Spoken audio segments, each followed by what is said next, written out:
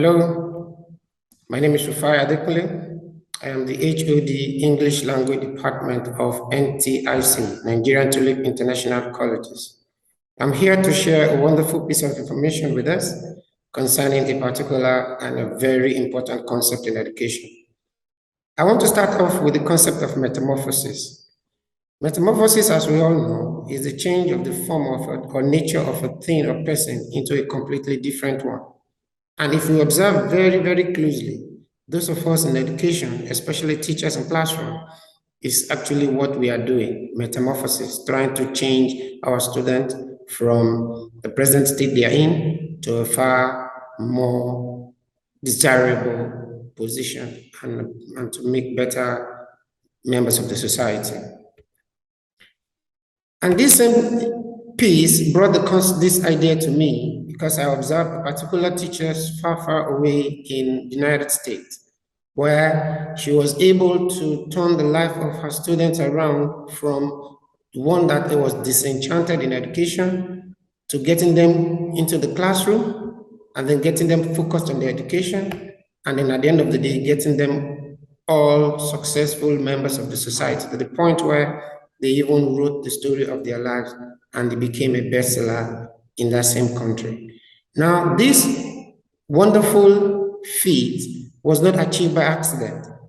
This particular teacher actually put in her best, put in all her effort in ensuring that she achieved the best for this student, and her effort paid off. And this is the hallmark of the concept that I want to share with us today. Now, in the society today, we are seeing so many issues around us, and we term it to be that something is missing somewhere. There are so many questions that people and so many questions that the society is being asked, and yet we are having little or no headway out. Some of the questions are there on the screen. We have distance, proximity, people close together do not love each other, and then people are actually creating emotional attachment with strangers. We have advancement in technology, yet there is no life expectancy. A lot of people are highly educated, yet there's no human sympathy, there's no human empathy. Why? Because something is missing. And this is the whole point of this presentation. What we're talking about today is actually titled Emotional Intelligence, precisely in education. And this was a presentation given to a group of teachers in the NTIC 2022-2023 Annual Teachers Conference, held sometime in August 2023. Now, this presentation is going to be based on this short highlights. I have the introduction, then there will be explanation, benefit of the concept, misconception about the concept, a short exercise, and then reference will end it all for us. So the first thing is the introduction of the concept. What do we mean by this concept? This term was first used in the doctoral thesis of Mr. Wayne Payne, or now Dr. Wayne Payne, when he titled it Study of Emotion, or Developing Emotional Intelligence. But it was actually popularized by Goldman in 1995. This emotional intelligence is actually the capacity to be aware of, to control one's emotion, and to handle interpersonal relationships judiciously and empathetically. The core point is empathetically. It is also the key to both personal and professional success. That is what is actually missing in everyday professional life. And that is the point why this is a very important concept to discuss, to imbibe, and to actually practice. We have various aspects of emotional intelligence I want to bring to our notice. First, emotional intelligence allows a person to be aware of, one, to understand, and to be in control of their own emotion first. And then it also helps to recognize and understand the emotion of others. And finally, it is also used to foster the success of others in a mutual manner. That is to say, emotional intelligence first starts with the person, and then the person should also be able to recognize himself or herself emotionally, and then to also identify the emotions of others, and then to use all this data all this data effectively in achieving mutual or group success. Now, other scholars have taken interest in this concept and they've gone far into the study of this idea of emotional intelligence. So for that reason, a lot of different disciplines and walks of life have actually taken interest in it, such as in the management, in the academics, in the life sciences, and also in psychology. A related intelligence is actually called cognitive intelligence, which is also known as intelligent quotient. But emotional intelligence on its own depends on or involves a combination of several competencies.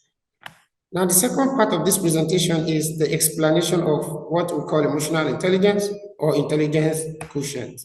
Now, the first one here we have is it applies to access a person's well-being in real life and in one's entire life. The other good thing about emotional intelligence is it can be nurtured from childhood to adulthood, and it can also be of immediate benefit to our education and also to our health, relationship, and even our work experience. To Goleman, emotional intelligence does not always mean being nice. We should not misunderstand it to be such.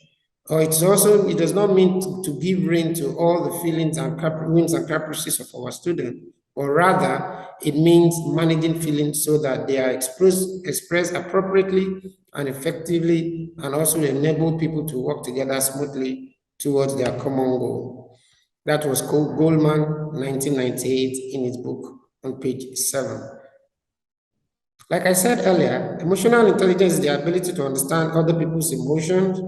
It is also the process of knowing what is good and what is bad, and to move closer and do more of the good or expression of the good emotions, and then to reduce or discourage overly expression of the negative emotions. It is believed that emotional intelligence is more powerful than intelligence quotient, and we will talk about that in a while. This is so because while intelligent quotients only contribute about 20% of success in life, the other forces contribute the rest. You just need to be intelligent. Yes, intelligence is good, but then we need to be emotionally aware of our surroundings. If we're just intelligent and we cannot carry people around us along, our level of success would actually be very, very minimal. So that is why it is believed that though intelligent quotient is important, emotional intelligence is far more important.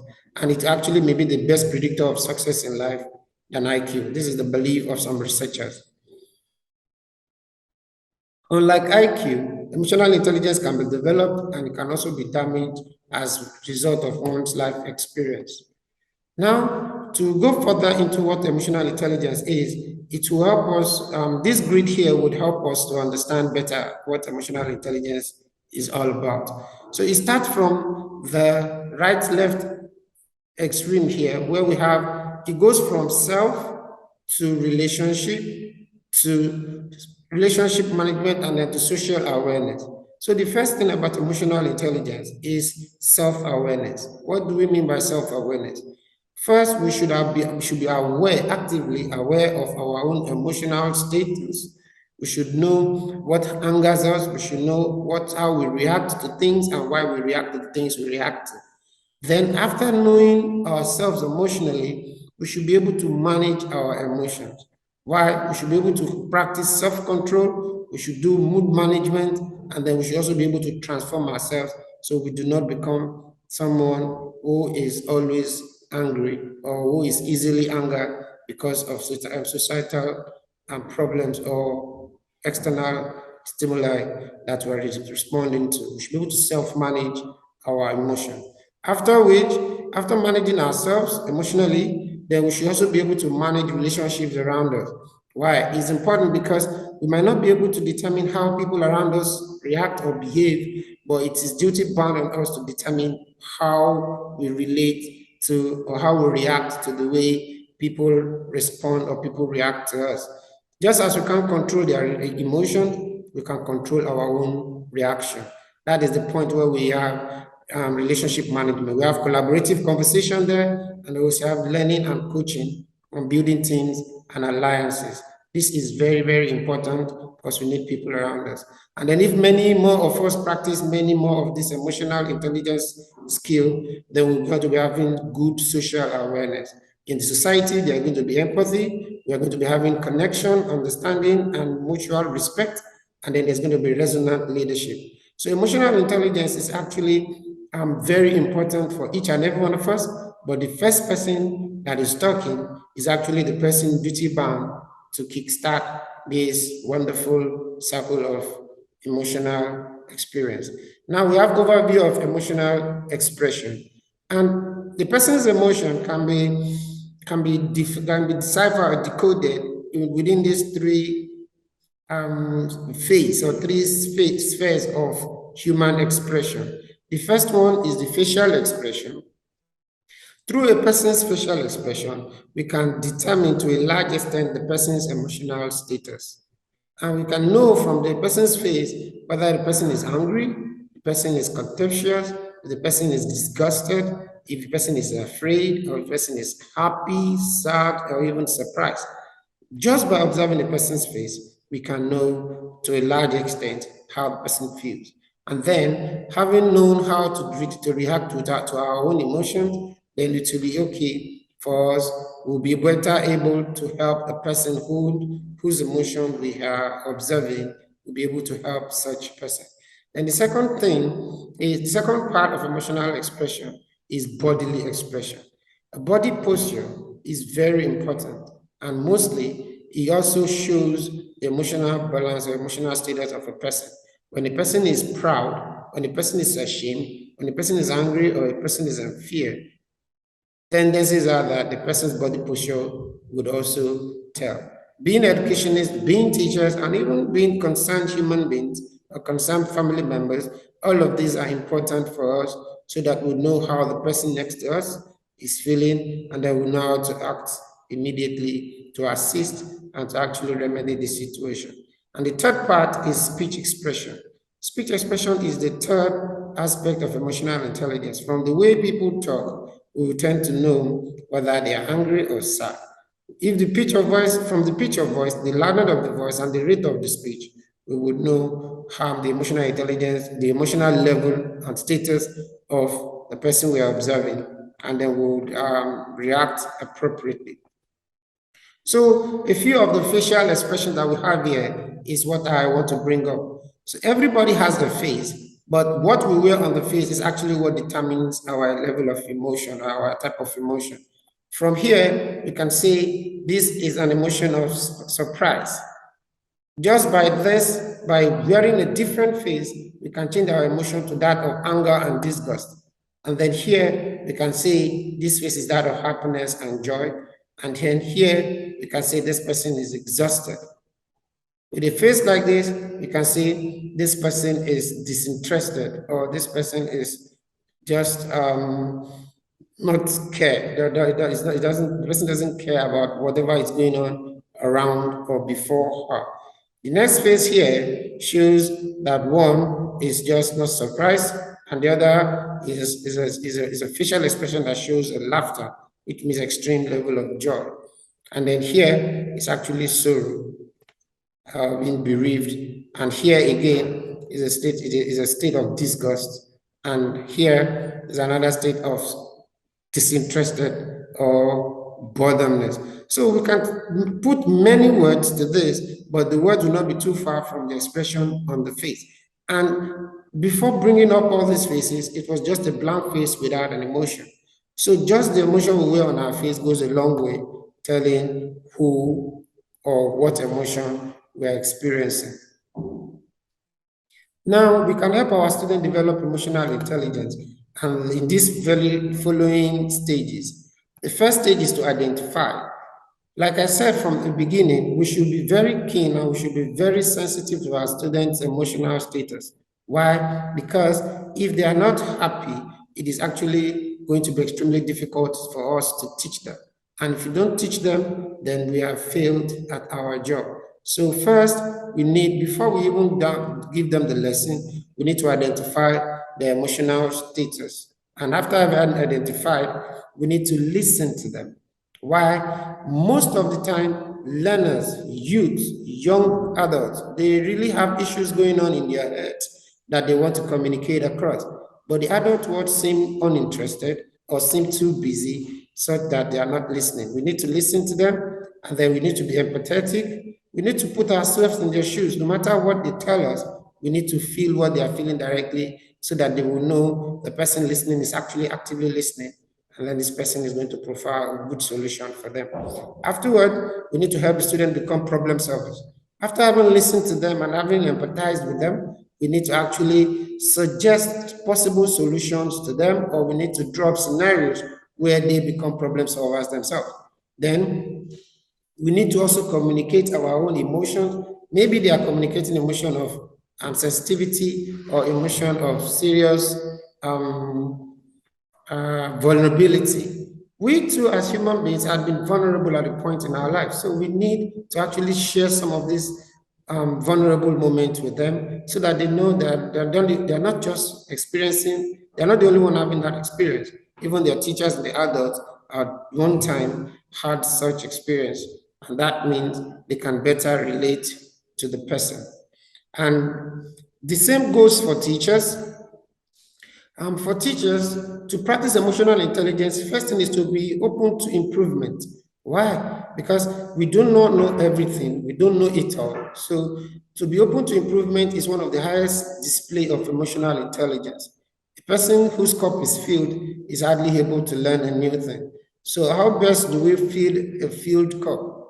If we were to pour whatever content in the cup away and then fill it up again, and that is one way. Then convey our emotion. We need to also convey our emotion. Whenever we feel disappointed or we disagree, there are healthy ways or means of pouring out our emotions without necessarily being rude or being confrontational. Then we need to be decisive as teachers. Then we need to be logical, and then we need to spread compassion. We need to develop a motive. A motive is always if it is positive, then definitely it will be appreciated. And then we need to have positive perspective.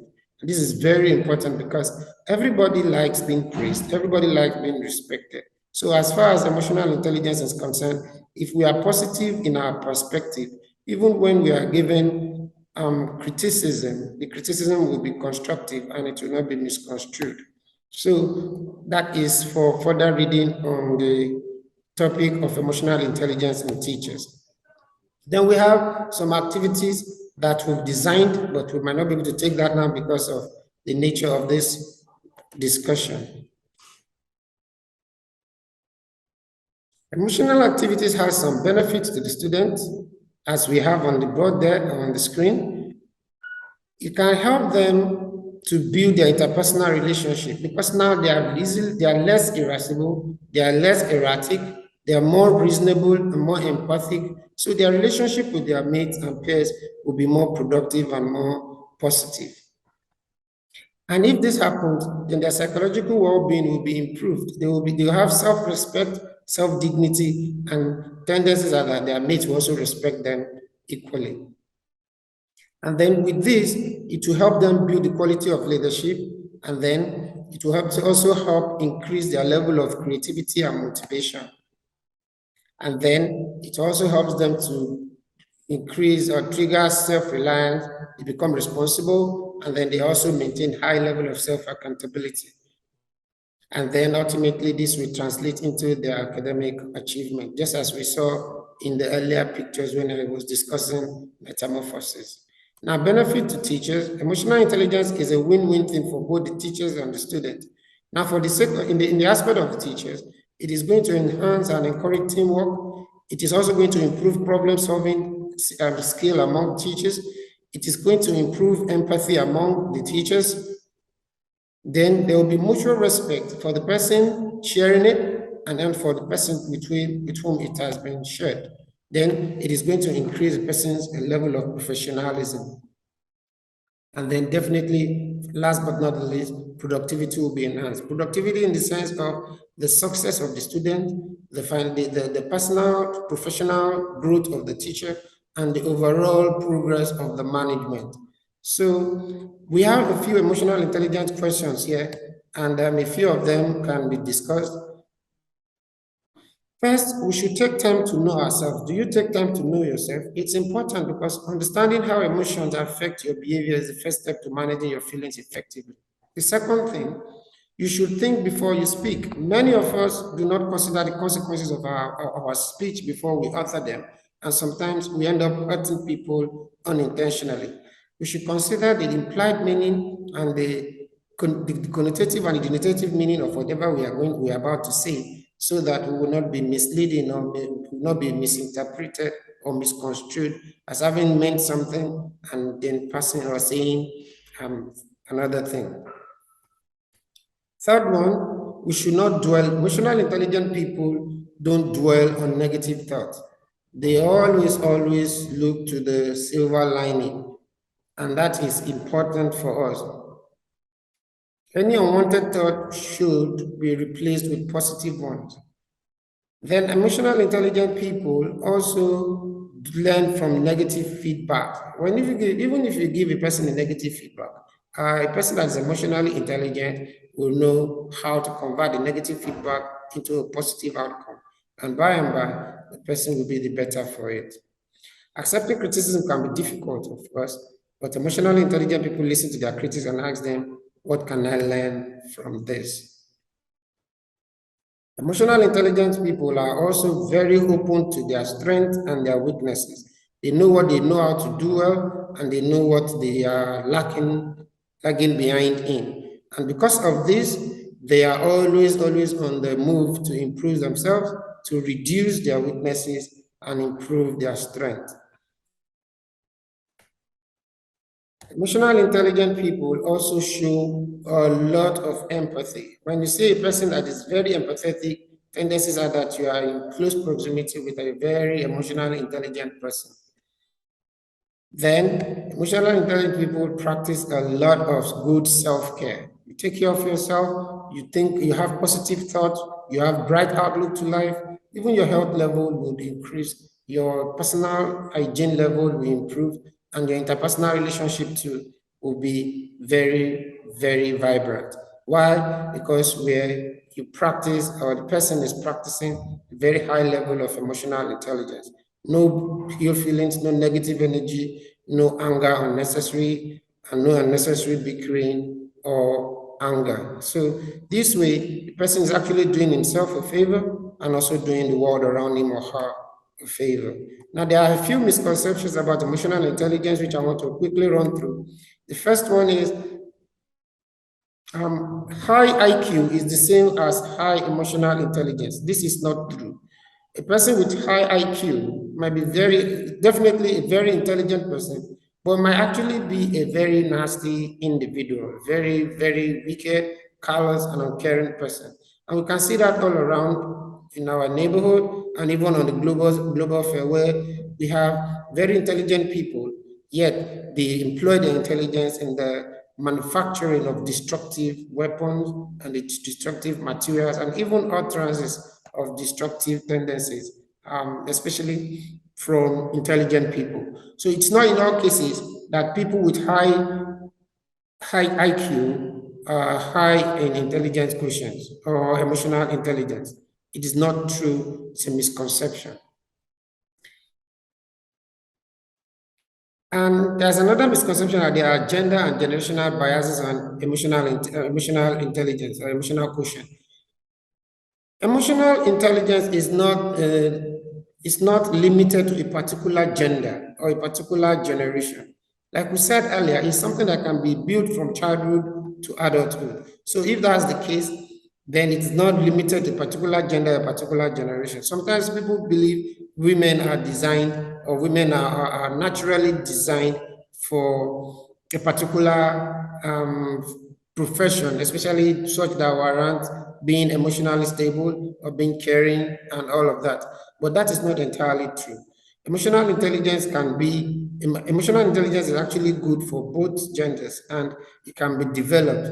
You have people with low emotional intelligence from all generations and from all genders. So that too is not entirely true. The third misconception I want to deal with is being charismatic means the person is high in emotional intelligence. Emotional intelligence, emotional quotient are actually the same thing. It is not the same. Being charismatic does not mean the person is high in emotional intelligence. Being charismatic just means the person has developed a way of being loved by a lot of people. But this does not entirely mean this person is actually high in emotional intelligence. This actually might be a charismatic bigot, one that is though charismatic, but not very nice to other people. So the number 4 is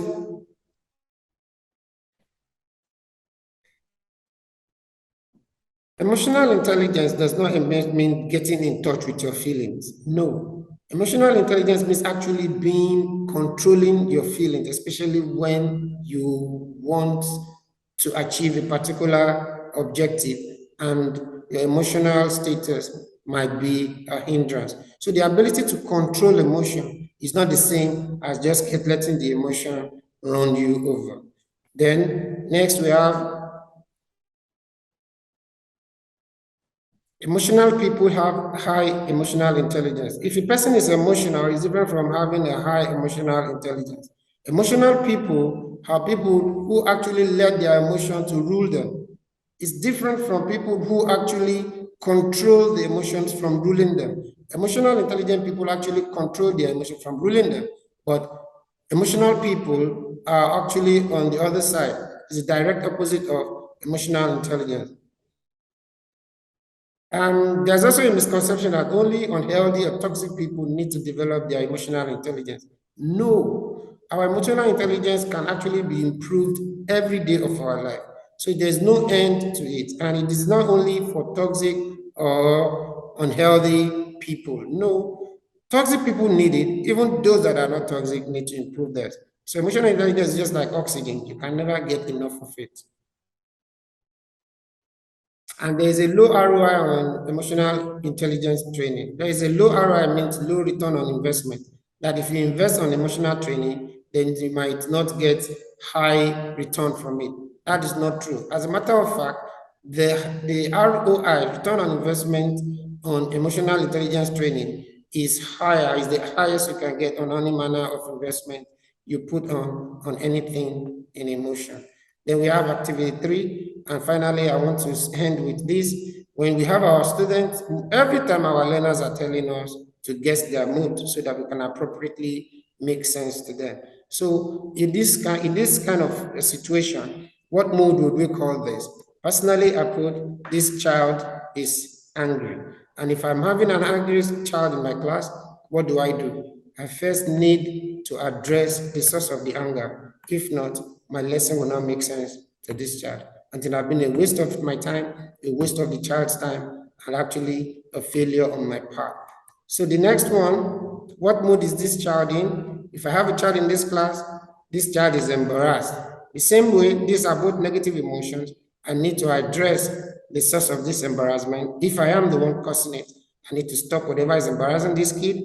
Or if the embarrassment is external, I need to find a way, if not to solve it entirely, I need to reduce or minimize it so that it does not hinder the child's learning process. Then, what about this mood?